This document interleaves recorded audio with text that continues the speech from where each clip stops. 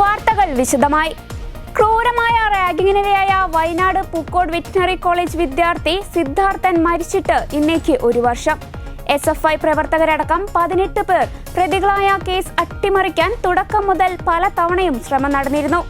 പ്രതികൾക്ക് പഠനം തുടരാനുള്ള ഇടപെടൽ ഹൈക്കോടതി ഡിവിഷൻ ബെഞ്ച് തടഞ്ഞതാണ് കേസിൽ ഒടുവിൽ സംഭവിച്ചത്. സിദ്ധാർത്ഥന്റെ കൊലപാതകം നടന്നതിന്റെ വാർഷിക ദിനമാണിന്ന്. തിരുവനന്തപുരത്ത് കാര്യവട്ടത്ത് SFIയുടെ പ്രമുഖ നേതാക്കൾ ഒരു പാവപ്പെട്ട വിദ്യാർത്ഥിയെ അതിക്രൂരമായിട്ട് റാഗ് ചെയ്ത് ഇന്ന് വീണ്ടും അവർ ചരിത്രം ആവർത്തിച്ചിരിക്കുക. സംസ്ഥാനത്ത് പല ക്യാമ്പസുകളിലും തുടർച്ചയായി ഇത്തരത്തിലുള്ള റാഗിങ്ങുകൾ തുടരുകയാണ്. ഇതെല്ലാം ഭരിക്കുന്ന കക്ഷിയുടെ വിദ്യാർത്ഥി സംഘടനയുടെ നേതാക്കന്മാരാണ് നടത്തുന്നത്. പോലീസിൻ്റെ നിഷ്ക്രിയത്വവും കേസെടുക്കുന്നതിലുള്ള വീഴ്ചയും അന്വേഷണം നടത്തുന്നതിനുള്ള പാളിച്ചകളും സർക്കാരിൻ്റെ സഹായവുമാണ് ഇത്തരത്തിലുള്ള ക്രൂരമായിട്ടുള്ള റാഗിങ്ങുകൾ അനുസ്യൂതം കേരളത്തിൽ തുടരുന്നതിന് കാരണം. SFI നേതാക്കളെ സാമൂഹ്യ വിരുദ്ധന്മാരായിട്ട് കണക്കാക്കണം. CPM നേതാക്കന്മാർ SFI ഗുണ്ടകളെ സാമൂഹ്യ വിരുദ്ധന്മാരായിട്ട് കണക്കാക്കി അവരെ ഒറ്റപ്പെടുത്താൻ തയ്യാറാവണം. അവരെ സംരക്ഷിക്കുന്നത് കൊണ്ടാണ് ഈ റാഗിംഗ് തുടരുന്നത്. ഇത് രക്ഷിതാക്കളെയും വിദ്യാർത്ഥികളെയും വലിയ തോതിൽ ആശങ്കയിലാക്കിയിരിക്കും. ഞങ്ങൾ നാളെ മുതൽ ഒരു വലിയ സിഗ്നേച്ചർ ക്യാമ്പയിൻ ഓൺലൈനായിട്ടും ഓഫ്ലൈനായിട്ടും ഒരു വലിയ സിഗ്നേച്ചർ ക്യാമ്പയിൻ ഇതിൻ്റെ പേരിൽ നടത്താൻ തീരുമാനിച്ചിരിക്കുകയാണ്. വലിയ പ്രതിഷേധം ഇതിൻ്റെ പേരിൽ ഞങ്ങൾ സംഘടിപ്പിക്കുക. 2024 ഫെബ്രുവരി 18 തിരുവനന്തപുരം സ്വദേശിയായ സിദ്ധാർത്ഥനെ പൂക്കോട് വെറ്റിനറി കോളേജിലെ ഹോസ്റ്റലിലെ ശുചിമുറിയിൽ തൂങ്ങി മരിച്ച നിലയിൽ കണ്ടെത്തിയത്.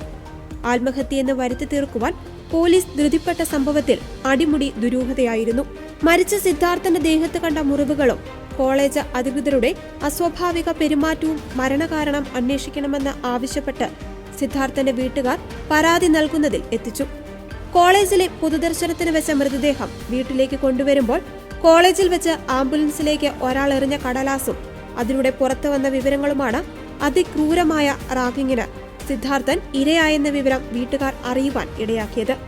16-ാം തീയതി മുതൽ SFI പ്രവർത്തകരടക്കമുള്ളവരിൽ നിന്ന് പാറപ്പുറത്തും മുറിയിലും വെച്ച് സിദ്ധാർത്ഥൻ ക്രൂരമായി മർദ്ദിക്കപ്പെട്ടു. പിന്നാലെയാണ് ഹോസ്റ്റലിലെ ശുചിമുറിയിൽ തൂങ്ങിയ നിലയിൽ മൃതദേഹം കണ്ടെത്തിയത്. ആത്മഹത്യയെന്ന് വരുത്തിത്തീർക്കുവാൻ പോലീസ് കൊണ്ടുപിടിച്ച് ശ്രമിച്ചപ്പോൾ പ്രതികളെ രക്ഷിക്കുവാൻ ഹോസ്റ്റൽ വാർഡനും ഡീനും പ്രയത്നിച്ചു. SFI പ്രവർത്തകരായ പ്രതികളെ സഹായിക്കുന്നതായിരുന്നു സർക്കാർ നിലപാടുകൾ. ഒടുവിൽ സമ്മർദ്ദം ശക്തമായതോടെയാണ് കേസിൽ നടപടികളുണ്ടായത്. കേസിൽ ഉന്നതതല അന്വേഷണത്തിന് ഉത്തരവിട്ടു. ഇതോടെ മരണത്തിന് ഉത്തരവാദികളായ 19 വിദ്യാർത്ഥികൾ അറസ്റ്റിലായി. ഗവർണറുടെ ഇടപെടലിലൂടെ VCയും ഡീനും വാർഡനുമെല്ലാം നടപടി നേരിട്ടു. CPM നേതാവും മുൻ MLAയുമായ CK ശശീന്ദ്രൻ പ്രതികളെ എത്തിച്ചപ്പോൾ മജിസ്ട്രേറ്റിന്റെ വസതിയിൽ എത്തിയെന്ന വിവാദവും CPM നിലപാടിനെ സംശയത്തിലാക്കുന്നതായിരുന്നു. കുടുംബത്തിന്റെ ആവശ്യപ്രകാരം കേസ് പിന്നീട് സർക്കാർ CBIക്ക് വിട്ടെങ്കിലും രേഖകളടക്കം കൈമാറുന്നതിൽ താമസം വരുത്തി കേസ് അന്വേഷണം വൈകിപ്പിക്കുവാനുള്ള ശ്രമവും ഉണ്ടായി. കേസിലെ പ്രതികൾക്ക് മണ്ണൂത്തി ക്യാമ്പസിൽ തുടർ പഠനം നടത്തുവാൻ അടുത്തിടെ ഹൈക്കോടതി അനുമതി നൽകി. എന്നാൽ ഇതിന് ഡിവിഷൻ ബെഞ്ചിനെ സമീപിച്ച് സ്റ്റേ വാങ്ങിയിരിക്കുകയാണ് സിദ്ധാർത്ഥന്റെ കുടുംബം.